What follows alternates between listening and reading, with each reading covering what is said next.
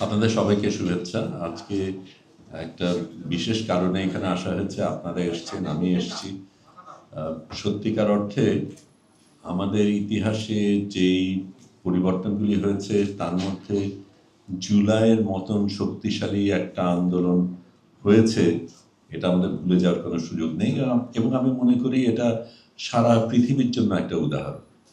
এরকম শক্তিশালী একটা সরকারকে আপনারা নিরস্ত্র ছাত্রছাত্রী এবং সাধারণ জনগণ অবশ্যই ছিল, তারা এভাবে তাকে হটিয়ে দিতে পেরেছে, এটা ভাবাই যায় না। একটু আগে শফিক ভাই এখানে কথা বলছিলেন, আমার তার আগে একটা জিনিস মনে করিয়ে দেওয়ার দরকার, কারণ আমি 18ই জুলাইতে একটা লেখা দিয়েছিলাম যে দ্য এন্ড ইজ নাই, যাচ্ছে। তখন নুরুল কবির নিউ এজের সম্পাদক, নিউ এজ ছাড়া আর কেউ আমার লেখা ছাপাতে সাহস পেত না, কাজে তাকে অভিনন্দন জানাই। কিন্তু তারপরেও উনি বললেন উনি তো আছেন, এখন কি এই টাইটেলটা দেবেন, তা আমরা দিলাম।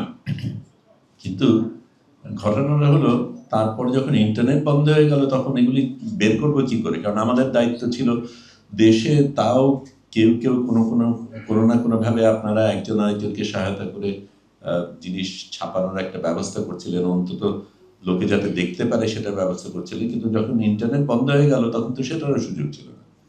এবং তখন এই শফিক ভাই কিন্তু, আমি ওনার অনুমতি নিয়েই বলছি, তখন ব্যবস্থা করে দিলেন। ওনাদের এএফপি অফিসে একটা ইন্টারনেট চালু ছিল, কারফিউর মধ্যে ফাঁক যখন ছিল সাইকেল চালায় ওনার ওখানে গিয়ে, তারপর অনেকে লাইন ধরেছিল, কাজে আমাদের একটু ব্যবস্থা করতে হয়েছিল। কিন্তু শফিক ভাই তখন সেই ব্যবস্থা করে দিয়েছিলেন। শুধু এটাও মনে রাখতে হবে, তার কম্পিটিটর যারা তাদের জন্য তিনি সুযোগ করে দিয়েছিলেন, এটা একটা বিশাল ব্যাপার। এই ভূমিকা উনি না, অনেকে রেখেছেন, অনেকে বিভিন্ন জায়গায় বিভিন্নভাবে রেখেছেন। আমি এখানে আলাপ হয়েছিল একটা সেশন চেয়ার করব, সেটার কথা প্রস্তুতি নিয়ে এসেছিলাম, সেটা যেহেতু হয়নি তাতে কোনো অসুবিধা নেই। কিন্তু আমার আগ্রহ ছিল যারা ওই সেশনে আছে তারা থাকবে, কারণ তাদের কিছু প্রশ্ন করার ব্যাপার ছিল। এখানে প্রসিকিউটর সাহেব একটা কথা বললেন, তাকেও একটু প্রশ্ন করি। উনি বললেন আমাকে কোনো ইনস্ট্রাকশন দেওয়া হয়নি। এতে শব্দটা শুনে, সেটা শুনেই আমার একটু খটকা লাগলো। ইনস্ট্রাকশন দেওয়াটাই কি প্রথা? এটা ওই একটু আমি কলা খাইনির মতন হয়ে যায় না? কারণ যদি সত্যিকার অর্থে তাকে প্রভাবিত না করা হয় তাহলে ইনস্ট্রাকশন দেওয়া হয়নি এই জিনিসটা তার বলার কথা না। ঠিক আছে, এই যে আমাদের দেশে কি হয় সেটা আমরা জানি। শফিক ভাইয়ের ক্ষেত্রে ভালো কথা বললাম, এখানে ফারুকি আছে, বন্ধু মানুষ, তাদের কথা ভালো কথা বলি, কিন্তু আমার প্রশ্নও আছে। কারণ এখানে দেখছি না, কিন্তু আমি এই এতদিন ধরে যখন বিভিন্ন জায়গায় যেই অনুষ্ঠান হয়েছে, যা হয়েছে, সব জায়গায় আমি দেখেছি বসুন্ধরা টিস্যু। এবং আমার প্রশ্ন জাগলো যে আচ্ছা ব্যাপারটা কি, যে যেই বসুন্ধরা নিয়ে এত আন্দোলন হলো, এত কিছু করা হলো, যদিও তার প্রভাব তো আর ভোলার কিছু নেই, কারণ এই গণমাধ্যমের উপরে সেই প্রভাবটা পড়ে। এবং একটু পরে হয়তো ওই প্রশ্নগুলিও করার দরকার যে সত্যিকার অর্থে শক্তিটা কোথায়। আমাদের গণমাধ্যম আছে, আমরা বলি তারা মুক্ত, এই গণমাধ্যমের টাকাটা কোথার থেকে আসে জিনিসটা তো ভাববার দরকার। এবং সেটা যে একটা প্রভাব ফেলে সেটাকে ভুলে যাবার কোনো কারণ নেই। এবং আর কিছু না জেনেই আমি বলতে পারি, শেখ হাসিনা থাকাকালীন বসুন্ধরা বহাল তবিয়তে ছিল, কিন্তু শেখ হাসিনা চলে যাবার পরেও তারা বহাল তবিয়তেই আছে। এই জিনিসটা যখন হয় তখন প্রশ্ন জাগে যে ঠিক আছে ঘটনাটা কি। সেখানে একটা ঘটনা আছে। আবার এটাও বলবো, সিআরআই এর মতন প্রতিষ্ঠান, সেখানে যারা কেন্দ্রীয় ব্যক্তি ছিল, যারা হোয়াইট বোর্ডের অ্যাডভাইজার ছিল, তারা কিন্তু এখন আবার অনায়াসে সুরসুর করে ঠিক মঞ্চে দাঁড়াচ্ছে, অ্যাডভাইজার হচ্ছে, পরামর্শ দিচ্ছে। তো এই জিনিসগুলি যখন হয় তখন আমাদের মনে প্রশ্ন জাগে ঘটনাটা কি। এবং এইখানে যে জিনিসটা বলার প্রয়োজন সেটা হচ্ছে, আমরা শেখ হাসিনাকে হটিয়েছি, নিঃসন্দেহে অসাধারণ একটা ঘটনার ভীষণ প্রয়োজন ছিল, সেটা আদৌ হতে পারতো কিনা সেটা নিয়ে আমাদের সন্দেহ ছিল, কিন্তু হয়েছে, আপনাদের কারণে হয়েছে, আমরা অনেকে মিলে আন্দোলন করেছি বলে হয়েছে। কিন্তু যদি রাজনৈতিক সংস্কৃতি না বদলায় তাহলে ওপরের মানুষকে বদলে পরিবর্তন আনা যাবে আমি বিশ্বাস করি না। এবং সত্যিকার অর্থে আমাদের প্রত্যেকের দায়িত্ব এটা একেবারে নিশ্চিত করা যে শুধু গদিতে কে আসলো কে গেল সেটার দিকে না দেখে রাজনৈতিক সংস্কৃতি বদলালো কিনা। কারণ আমি যতক্ষণ না আমার নিজের দেশে মেরুদণ্ড সোজা রেখে জোর গলায় যা বলার প্রয়োজন বলতে পারবো, ততক্ষণ সত্যিকার অর্থে আমি স্বাধীন বাংলাদেশ পাইনি। এবং এটা এখনো আমাদের মনে রাখতে হবে যে ঠিক আছে, এই পরিবর্তনগুলো হয়েছে, ভালো ভালো হয়েছে, কিছু জায়গায় আমাদের দুশ্চিন্তা রয়েছে, কেন হচ্ছে না সেই প্রশ্নগুলি থাকছে, কিন্তু আমাদের পাশের দেশের প্রভাব ভুলে যাবার কোনো কারণ নেই। এবং এই পাশের দেশের প্রভাব শুধু তারা যে ওখান থেকে যা করছে তা না, তাদের অনেক মানুষ এখানে আছে যারা এখানে বসে বসেই অনেক কিছু করছে, সেটাও মনে রাখা দরকার। আমরা এই আমাদের বন্ধুদের থেকেই শুনেছি, ফারুকের থেকেও অন্যান্যদের থেকে শুনেছি যে আমলাদের কারণে খুব বেশি কিছু করা যায় না। সেই আমলারা কিন্তু এখনো আছে, সেই আমলাগুলি সরে যায়নি, তারা বহাল তবিয়াতে আছে এবং তারা তাদের ব্যবসাও করে যাচ্ছে, তাদের রাজনীতিও করে যাচ্ছে। এই জিনিস আমরা বদলাতে পারিনি।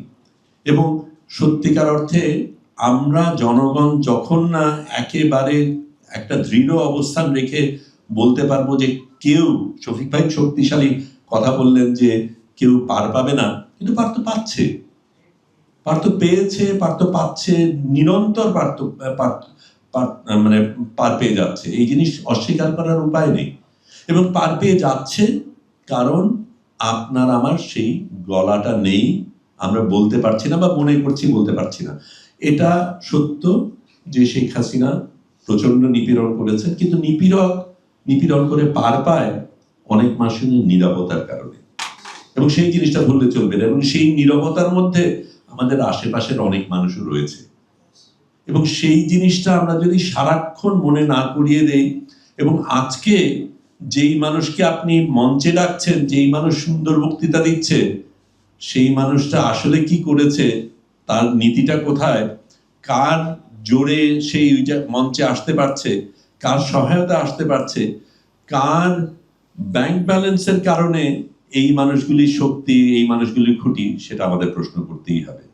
এবং সত্যিকার অর্থে আমরা যদি স্বাধীন বাংলাদেশ চাই, আমরা যদি সেই জায়গায় যেতে চাই, আমাদের নিঃসন্দেহে একটা মেরুদণ্ড সোজা রাখার মতন সরকার রাখতে হবে, যেটা কাউকে ভয় পায় না, পাশের দেশকে ভয় পায় না, বড় দেশকে ভয় পায় না, এবং সেইভাবে চলতে পারে। এই জায়গায় আমি বিশ্বাস করি আমরা আসতে পারবো, কারণ আপনারা দেখিয়ে দিয়েছেন, আপনারা প্রমাণ করেছেন। এবং আমি দু এক সময় যে কথাগুলি বলি সেটা নিয়ে অনেক সমালোচনা করা হয়, তাতে কোনো সমস্যা নেই, সমালোচনা করা ভালো জিনিস। কিন্তু আমি বলি এই কারণেই যে সত্যিকার অর্থে আমরা যতক্ষণ না প্রত্যেক নাগরিক মনে করবে আমি একটা স্বাধীন দেশে বাস করি, আমি যা বলার দরকার বলতে পারি, আমি যেভাবে চলতে পারি, আমার প্রতি আমি যদি কোনো অন্যায় করি তাহলে সুবিচার হবে, কিন্তু আমার বিনা অন্যায় আমার প্রতি কোনো অন্যায় হবে না, এই জিনিস যাতে আমি বলতে পারি। আমি কার সমালোচনা করলাম, কিভাবে করলাম, কোন কাপড় পরলাম, কোন মঞ্চে গেলাম, কাকে ফুল দিলাম না, কার গাড়ির পেছনে দৌড়ালাম না, সেগুলি বিষয় হতে পারে না। আরেকটা জিনিস আমি বলি, সেটা দিয়েই শেষ করব, কারণ আমি অবশ্যই বিশ্বাস করি যে অনেক ক্ষতি হয়েছে এই এতগুলি বছর ধরে, যে অন্যায় হয়েছে সেটার কারণে আমাদের আদালত ধ্বংস করা হয়েছে, আমাদের প্রশাসন ধ্বংস করা হয়েছে, আমাদের মিলিটারি ধ্বংস করা হয়েছে, পুলিশ ধ্বংস করা হয়েছে, কিন্তু আমি সত্যিই মনে করি সবচাইতে বেশি ক্ষতি হয়েছে আমাদের শিক্ষা ব্যবস্থার ধ্বংস। অন্যগুলি মেরামত করা যাবে, আমরা যদি সেইভাবে কট্টরভাবে সেইভাবে ভূমিকা রাখি, সেইভাবে আমাদের অবস্থান ঠিক রাখি, এটা করে তারা পার পাবে না। কিন্তু শিক্ষা ব্যবস্থায় যে ধ্বংস হয়েছে সেটাকে মেরামত করতে আমাদের প্রজন্ম চলে যাবে।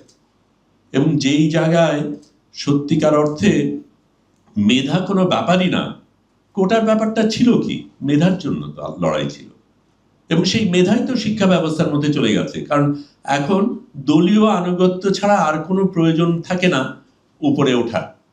শিক্ষা ব্যবস্থার মধ্যে সেটা ছিল, কিছুটা এখনো আছে, দুঃখজনক হলেও কিছুটা আছে, কিন্তু এই জিনিসটা প্রত্যেকটা জায়গায় হতে হবে। আমি এগোবো কি এগোবো না নির্ভর করবে আমি কতটা শ্রম দিয়েছি, আমার কতটা মেধা আছে, এবং সেটাই একমাত্র মাপকাঠি হওয়া উচিত। আমি কার চাচাতো ভাই, মামাতো ভাই, কার বন্ধু সেটা হওয়ার দরকার নেই। কে আমার জ্যাক আছে সেটা হওয়ার দরকার নেই। আমি কত টাকা দিয়ে এই চাকরিটা পেয়েছি সেটা হওয়ার প্রয়োজন নেই। এবং এই জিনিসগুলো যদি আমরা মৌলিকভাবে বদলাতে না পারি, সত্যিকার অর্থে আমরা বিচার পাবো না। সেই বিচারই আমরা চাই। আপনারা অনেকগুলি মানুষ রক্ত দিয়েছেন এই বিচারের জন্য, এবং এই বিচার আমাদের দাবি। ধন্যবাদ।